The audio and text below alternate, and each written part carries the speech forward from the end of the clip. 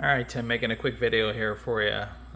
Switch test on the right sling, jumping from C and 10. It takes quite a few times, but let me see what it does.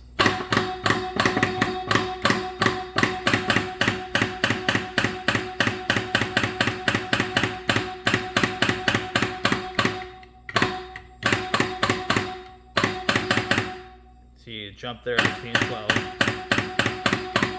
Just did it again.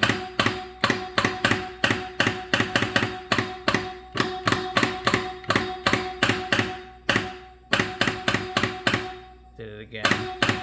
There it is.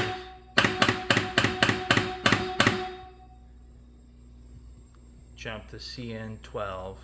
It also did CN14 at one point too and said trough jam. It didn't do it on that video though.